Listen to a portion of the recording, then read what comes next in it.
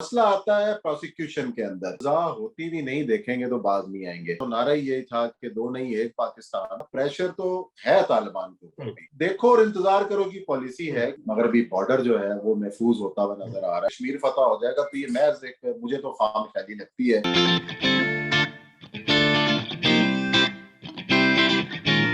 जी अस्सलाम वालेकुम। जैसे कि आप वालेकुम सलाम। जी उस्मान साहब, कैसे हैं आप? जी अल्लाह का शुक्र है। वैसा आप बताइए कैसे जी चल रहे हैं अमेरिका के हालात वाकयात। बि- बिल्कुल ठीक ठाक। आपसे दूर हैं लेकिन आपकी जुबानी नहीं नहीं, और आप आप हमसे दूर हैं लेकिन हमेशा करीब ही रहे हैं आप। बिल्कुल आपकी स्क्रीन के थ्रू और खबरों के थ्रू जो है वो हमें पता चलता रहता है। हमने सोचा कि आज आपसे बराह रास्त पूछा जाए कि पाकिस्तान में क्या हो रहा है।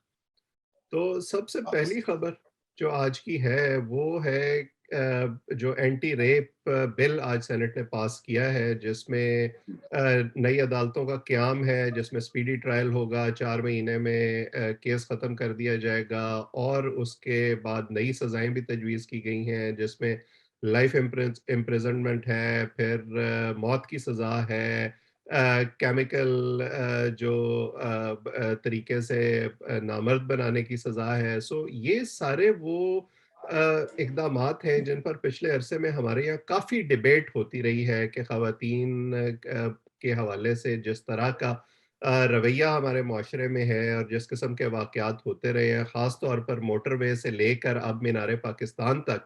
तो आप कैसे देखते हैं इन इक़दामात को? आपको लगता है कि इससे कोई फ़ायदा होगा? अवैस, मेरा ख्याल है कि बिल्कुल फायदा होगा। और जिस किस्म का ये बिल आया है और जो तफसीलात अब तक सामने आई हैं, हुँ, हुँ। इसके अंदर बात वही है कि जब आपने इन चीजों को रोकना है तो आपको सख्त से सख्त सजा देनी चाहिए। हुँ, और मसला यहाँ पे यह है कि सजाएं तो पहले भी मौजूद होती हैं, हुँ, इससे पहले भी कवानीन मौजूद होते हैं। हुँ, मसला कहाँ आता है? मसला आता है प्रोसिक्यूशन के अंदर हुँ, कि एक बंदा जिसने देखा होता है कि यार इसने जुर्म किया है, हुँ, और हम देख रहे होते हैं कि जी साल साल दो दो साल केस चला, 3 साल केस चला, या तो उसको परसू करने वाले थक करके बैठ जाते हैं, हुँ, खानदानों की सुलह हो जाती है, या हमारे प्रोसिक्यूशन के अंदर इतने खला हैं कि भाई वो साबित ही नहीं कर पाते। ठीक वो है। मल्टीपल फैक्टर्स हैं। हुँ, असल मसला ये है कि जब आप बात होगी ना प्रोसिक्यूशन की, जब इस्लाह करेंगे, जब एग्ज़ैक्टली। इन चीजों के ऊपर आप गौर करेंगे, इनको ठीक करेंगे, तो हुँ, फिर मामला आगे चलेगा। और दूसरी बात यह है कि लोग जब तक सजा होती भी नहीं, देखेंगे तो बाज नहीं आएंगे। हुँ, और सजा भी वो सख्त से सख्त सजा। अब सऊदी अरब में क्या होता है? हुँ, चोरी के मुलजिम के जनाब हाथ काट रहे हैं, हुँ, या जो बाकी रेप के मुलजिमान है उनकी चौक में खड़ा करके गर्दनें काटते हैं। हुँ, उससे होता क्या, गर्दन तो दो की कटती है, बाकी जो हजार लोग हैं वो बाज आ जाते हैं। हुँ, जब हमारे यहाँ इस किस्म की बात होती है, जैनब का केस आपके सामने था कि जैनब के रेप के मुलजिमों में कि ये था कि जी सजाए मौत ना दी जाए हुँ, इसको, और हुँ, सजाए मौत अगर देनी भी है तो जेल के अंदर दें। हुँ, हालांकि आपको याद होगा कि उस दौर के अंदर एक मुतालबा आया कि इसको चौक में खड़ा करके फांसी दें हुँ, ताकि बाकियों को नसीहत हो। और हुँ, उसके अंदर फिर भी सामने आ गई एनजीओ, मुख्तलिफ लोग, मुख्तलिफ ग्रुप आके मुजाहरे करने शुरू कर दिए कि जनाब सजाए मौत तो है ही, हुँ, ऐसा फेल कि ना दें। हुँ। तो जब तक आप माशरे के अंदर ऐसी बुराइयों का खात्मा चाहते हैं तो आपको सख्त से सख्त सजाओं पर इंप्लीमेंट करने की जरूरत है। आज ईरान की हम मिसाल देते हैं, हुँ। अब ये सऊदी अरब की मिसाल देते हैं, दुबई की मिसाल देते हैं कि कानून सबके लिए एक है। ये मेरा ये ख़्याल नहीं है होगा। बुनियादी बात ही ये है, जो लोग तनकीद करते हैं इस किस्म की सज़ाओं पर, वो 2 नुकात पेश करते हैं। एक तो ये कि ज़ियाउल हक के दौर की बहुत मिसालें दी जाती हैं कि उस वक़्त जो है वो लोगों को फांसी पर पब्लिकली लटकाया गया, लेकिन उसका उस तरह से फ़ायदा नहीं हुआ। और शायद उसके पीछे जैसे आपने मिसालें दी जिन ममालिक की, मैं अमेरिका में रहता हूँ, यहाँ भी मैं अक्सर कहता हूँ कि अगर कानून का निफाज ना किया जाए उतनी सख्ती से, तो जितनी भांत-भांत के लोग हैं, यहाँ पर शायद पाकिस्तान से बुरा हाल हो। तो जब तक प्रोसिक्यूशन ठीक नहीं होगी, जैसे आपने कहा, वसाइल मुहैया नहीं किए जाएँगे उनको और लोगों को ये यकीन नहीं होगा कि उस कानून का निफाज जो है, वो सब लोगों पर इक्वली होगा, शायद बात नहीं बनेगी कि आम आदमी तो जो है वो जेल में बैठा रहे और नूर मुकद्दम का कातिल जो है वो ज़रा-सा बीमार हो तो उसको पिम्स अस्पताल ले जाया जाए। ये शायद वो डुअलिटी है जो हमारे कानूनी निज़ाम को अफ़ेक्ट करती है। बिल्कुल वैसा आपने सही निशानदेही की, यही मसला है। वो कहते हैं ना कानून सबके लिए एक। और मौजूदा जो हमारी हुकूमत है इसका तो नारा ही यही था कि दो नहीं एक पाकिस्तान। तो जब एक पाकिस्तान है तो फिर इन चीजों पर हमें इम्प्लीमेंट क्यों नजर नहीं आता? तो आप देख लेना कि जो जिसका हम नवाज शरीफ साहब की मिसाल ले लें कि अगर अदालतों के तो वो भी मुजरिम ही है, लेकिन ये पाकिस्तान की तारीख के अंदर ये एग्जाम्पल नहीं मिलती कि जिस तरीके से उनको आउट ऑफ द वे बाहर भेजा गया। क्या ये हक कोटलापा जेल में सड़ने वाले कैदी के पास नहीं है, या कैंप जेल में, या पाकिस्तान की किसी भी जेल में कैद जो सजाए मौत का कैदी है या जिसको उम्र कैद हुई हुई है या 10 साल कैद हुई हुई है, क्या उसको अब ये राइट आपका कानून देता है कि वो उसको अब जो है इलाज के लिए बाहर भेज दें या किसी और मसले के लिए बाहर भेज दें? तो ये भी एग्जाम्पल है। तो बात वही है कि हमने जो है ना कानून को वो क्या कहते हैं मोम की नाक समझ रखा है कि जहाँ जाए मोड़ लें। तो आखिरी बात वही है कि जब आप कानून सबके लिए एक करेंगे तभी आप जो है ना कुछ मामला को या माशरे को बेहतर कर सकते हैं। तो ये जो सेनेट का बिल है ये भी इसी सिलसिले की कड़ी है कि बिल आप 100 और ले आए, बात वही की वही है कि जब उसकी इम्प्लीमेंटेशन उसके लिए कानून, जब मेरे अंदर ये खौफ नहीं है ना कि यार अगर मैंने कोई जुर्म किया है तो मैं पकड़ा जाऊंगा तो मैं तो आजादी से हर काम करूं। ये जब तक आप एहसास डेवलप नहीं करते तो माशरा बिल्कुल बेहतर नहीं हो सकता। और ये हम इस चीज को रोना रोते रहेंगे, हम इसी पे बहस करते रहेंगे, सड़ते रहेंगे, कुड़ते रहेंगे, यही एक चीज। बिल्कुल सही। लेकिन अनफॉर्चुनेटली आज हमारा मौजू जो है वो हुकूमत और हुकूमती इकदामात उस तरह से नहीं है, सियासत नहीं है। लेकिन हम ये भी देखते हैं कि जो नैब के केसेस हैं और जो एहतसाब जिस तरह से हो रहा है वो भी हुकूमती जो ज़ुलमा है उनका और तरह से हो रहा है, अपोजिशन के लोगों का और तरह से हो रहा है। तो शायद उसको भी ठीक करने की ज़रूरत है। अफगानिस्तान पे आ जाते हैं। अफगानिस्तान में अब एक नई सूरत हाल डेवलप हो रही है। अमरीकी फ़ौजें वहाँ से जा चुकी हैं, तालिबान ने फ़तह का ऐलान कर दिया है।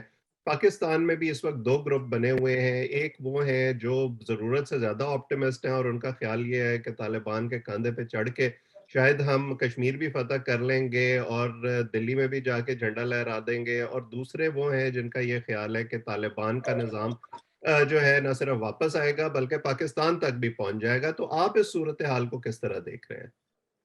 वैसे मेरा ख्याल में ये जो सूरत हाल है जो 2021 है ये बहरहाल 1990-96 से बिल्कुल मुख्तलिफ सूरत हाल है।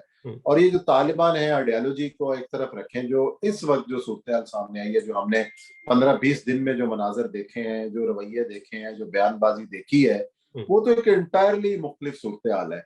अब ये जो सोच जो ऑप्टिमिज्म की है कि जनाब वो उनके कांधे पे सवार होकर कश्मीर फतह हो जाएगा, तो ये महज एक मुझे तो खामख्याली लगती है।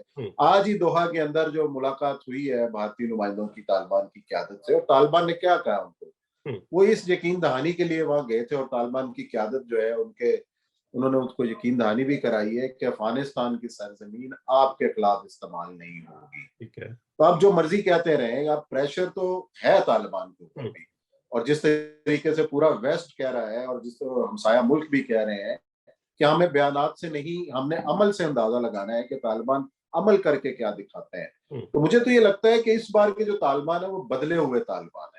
ये सारा जो इवैक्यूएशन का प्रोसेस हुआ है, ये तमाम तर मामला जिस स्क्रिप्ट के तहत चल रही हैं वो उसी स्क्रिप्ट के तहत चल रहे हैं मेरे अपने ख्याल के अंदर। तो आने वाले दिनों के अंदर भी आप देखिएगा वो जो ब्रॉड बेस्ड गवर्नमेंट की बातें हो रही हैं, ये कोई तसव्वुर कर सकता था कि तालिबान क़यादत के साथ जो जिसको आप हकानी नेटवर्क कहते हैं, अनस हकानी और बाकी जितने लोग हैं, उनके साथ हामिद करजई साहब बैठे होंगे, उनके साथ अब्दुल्ला जैसा एक सख्त स्टांस तालिबान के खिलाफ लेने वाला बंदा बैठा होगा, गुलबदीन हिकमत यार साहब बैठे होंगे, या बाकी जो शिया सेक्ट के लोग हैं वो साथ बैठ के हुकूमत साजी की बातें कर रहे होंगे। तो ये एक वाज़ेह इंडिकेशन है कि इस बार उनको भी ये अंदाजा है कि हमने जो 20 साल में जो जद्दोजहद की है, जो कुछ सीखा है, अगर हम इस मरले के ऊपर भी अपना वही मौकफ रखते हैं या वही 1990-95-96 का तालिबान वाला फेस दुनिया को दिखाते हैं, तो हमारी फिर कोई फुटिंग नहीं है, हमारे अंदर से मुखालफत। अब ये देखें कि काबुल के अंदर